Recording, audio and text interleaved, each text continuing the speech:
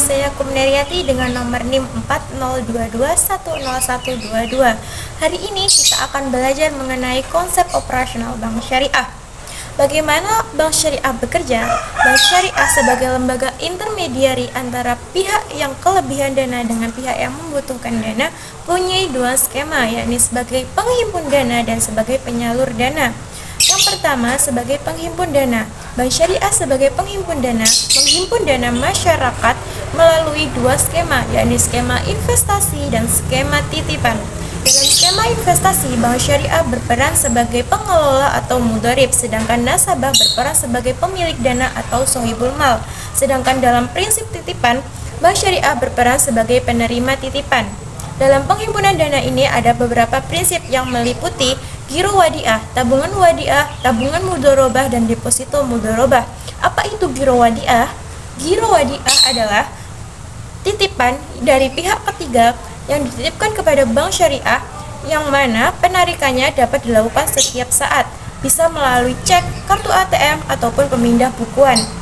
Lalu ada tabungan wadiah. Tabungan wadiah adalah simpanan dari pihak nasabah kepada pihak bank yang mana penarikannya harus mempunyai syarat tertentu yang dapat ditarik lewat cek, ATM, ataupun sistem pembayaran yang lainnya. Lalu ada tabungan mudharabah. Tabungan mudharabah adalah simpanan dari pihak nasabah kepada pihak bank yang mana penarikannya harus menggunakan syarat tertentu dan dalam jangka waktu tertentu yang tidak dapat ditarik melalui cek maupun yang lain. Antara tabungan wadiah dan tabungan mudharabah mempunyai beberapa perbedaan. Ada 3 aspek utama yang membedakannya, yaitu dari sifat dana, insentif, dan cara pengembaliannya. Dalam tabungan wadiah, sifat dananya adalah titipan, sedangkan dalam investasi ataupun tabungan mudharabah itu bersifat investasi. Untuk insentif, tabungan wadiah tidak ada bagi hasil, yang ada hanyalah bonus yang dilakukan oleh sukarela oleh pihak bank. Lalu, untuk tabungan mudharabah, insentifnya berupa bagi hasil dari laba yang didapatkan.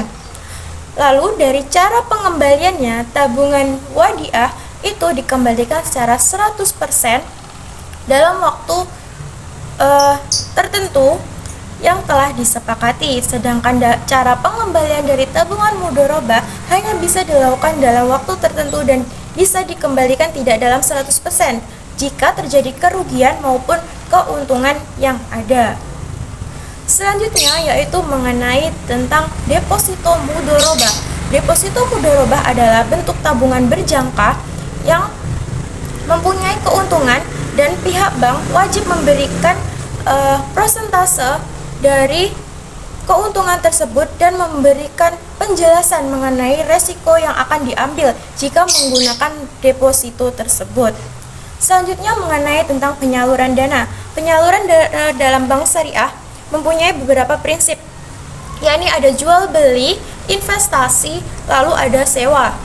Nah, dalam penyaluran dana ini, bank syariah mempunyai pendapatan yang didapat dari jual beli, dari margin yang ada. Lalu dari investasi didapat pendapatan berupa bagi hasil. Lalu ada prinsip sewa yang itu akan memberikan pendapatan bagi bank syariah dengan adanya skema tersebut ataupun mendapatkan pendapatan dari yang lainnya. Lalu dalam penyaluran bank syariah ini juga ada 3 cara penghimpunan dananya atau cara memperoleh keuntungannya yang dihitung menggunakan 3 cara, yaitu debt financing. Debt financing itu adalah pendapatan yang diterima dari margin dalam hal jual beli melalui skema murabahah, istisna ataupun salam. Lalu ada equity financing atau disebut profit loss sharing. Ini didapat dari skema investasi baik mudharabah maupun musyarakah. Lalu ada fee based income yang didapat dari skema sewa ataupun ijarah yang didapat dari skema ijarah, kafalah, hawalah, dan wakalah. Dalam bank syariah sendiri, karena berprinsip syariah, tentunya transaksinya dilarang untuk mengandung barang yang haram jatnya. Lalu selain haram itu, ada juga hal yang dilarang dalam bank syariah seperti riba, boror, lalu maisir, lalu zolim, lalu iktisar. Selain itu, dalam sistem operasionalnya pada bank syariah menerapkan prinsip keadilan, kemitraan, keseimbangan, lalu ada kebermanfaatan dan keuniversalan. Lalu ada juga tujuan dari perbankan syariah, yaitu bermuamalah secara Islam. Lalu untuk meningkatkan taraf hidup ataupun kesejahteraan. Lalu untuk membebaskan manusia itu dari ketergantungan ataupun riba.